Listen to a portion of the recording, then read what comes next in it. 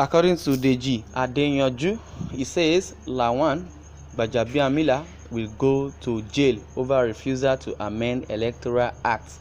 Adeyanju says an Abuja-based rights activist, Comrade Deji Adeyanju, has opined that Senate President Ahmed Lawan, House of Representatives Speaker Femi Gbajabiamila, and all those against the amendment of the Electoral Act risks jail terms. They are, going to jail when their tenure ends in 2023. There have been calls for the amendment of the Electoral Act. Senator Isifanos Gyang, PDP Plateau North, called for the amendment of the Electoral Act for Nigeria to have a credible elections.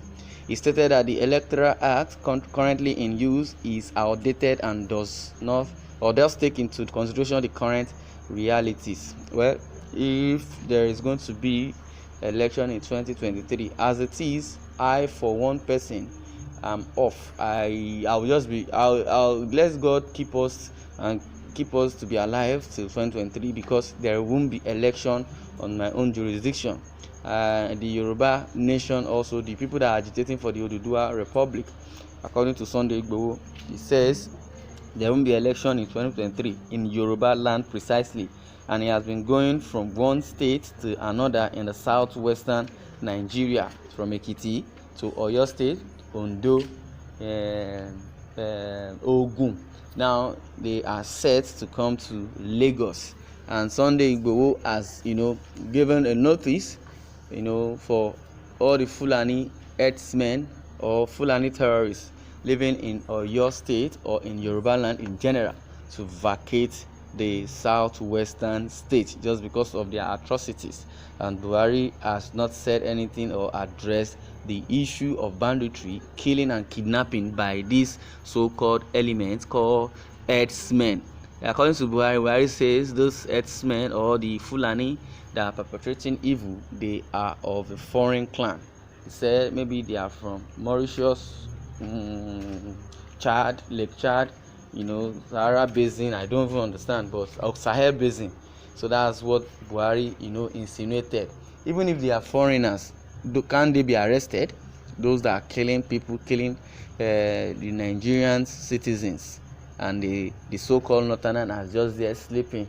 They have nothing to say or talk about the menace and insecurity and insurgency going on and the security challenges they are facing. Well, according to Senator Isifanos Gyang, PDP Plateau North, called for the amendment of the Electoral Act for Nigeria to have credible elections. He stated that the Electoral Act currently in use is outdated and does take into consideration the current realities. He also noted that until Nigeria has an Electoral Act with the necessary amendments, elections in the country will continue to be a sham. However, President Muhammadu Buhari declined assent to the Electoral Act amendment and the bill, which was transmitted to him by the National Assembly. The Senior Special Assistant to the President on National Assembly Matters, Senator Ita Enang, disclosed this in a statement on Monday. Ita Enang said the President declined assent to the bill due to some issues. According to him, one of the concerns of the President was the period fixed for primaries. Well, I don't trust this Buhari, because Buhari has been a failure right from 2015. Now he's shying away from the Electoral Act. He does not even want to pass it to bill, because they have an agenda to Fulanize the country, to Islamize the country. If the Electoral Act is being, fulfilled, that what happened in 2015 would also repeat itself when Goodluck Jonathan played fair. There won't be rigging, so they are planning a way to appoint or fix the officials of the INEC. That's why Loretta Onochie's position as the commissioner for INEC is being delayed. They are trying their possible best. Maybe they can put in a Fulani or a Northerner. The same way Jega rigged the election and announced the wrong result to the whole nation, that it was Buhari that won and it was manipulated. I believe so. So what is really happening, that by him shying away from the Electoral Act is just their agenda for 2023. Buhari also says he is not ready to leave power.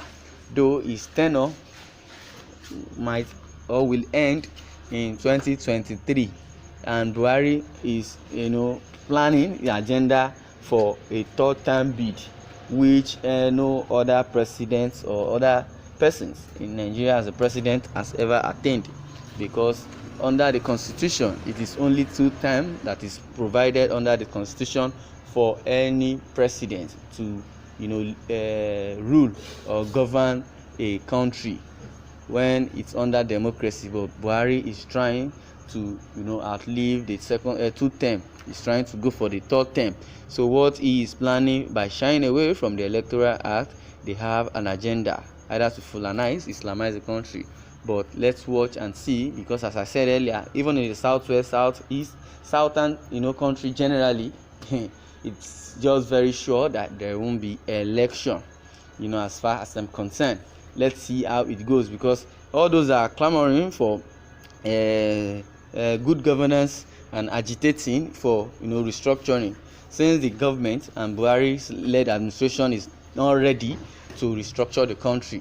Let's see how it goes 2023. However, Adeyanju, in a tweet via his Twitter account on Tuesday, noted that PDP is crying for electoral bill amendment today because they refused to amend it when they were in power and it was benefiting them. He further stated that just like PDP, APC will also cry, adding that Ahmad, Lawan, Gbajabiamila, and everyone supporting Buhari's tyranny will go to jail after their tenure. PDP is crying for electoral bill amendment today. They refused to amend it when they were in power because it was benefiting them. APC will also cry. That's according to Deji Adeyanju. Those who think they will be in government forever never believed EndSARS could happen under tyrant Buhari. Ahmad, Lawan, Gbajabiamila, and their children will all go to jail after their tenure with the several anti-people legislation they are proposing. Nobody will be in government forever. Where are all the former senators and representatives members today? They should continue dancing to the tune of tyranny, he wrote. Yes, let's watch how it goes come 2023. If truly these people that he has mentioned, Femi Gbajabiamila, the Senate President Ahmad Lawan, let's see how it goes. If they would rather, travel and be left alone without, justice prevail, or they will go to jail because they have committed so many atrocities. They are the one that swore an oath, either using the Bible or the Quran, to say they have raised up one of their hands and say anything that is under the constitution as they are entering into government to lay their position. In other words, every evil that goes inside the Bible or the Quran, the holy book, should happen to them by swearing, because they forgot they have sworn, and they forgot that God's wrath does not even come immediately. God's wrath will come unexpectedly, because they have sinned against God. They have sinned against humanity by promising Nigerians what they could not execute, or what their performance could not take them. That is why we need to be careful whenever we do something that is wrong. We should always think of God. Now they raised up their hand and swear by the Bible, saying that they will do their best. If they default, let the evil in the Bible or Quran befall on them. Well, I would like you to share a comment over this issue, and let's continue in the next page.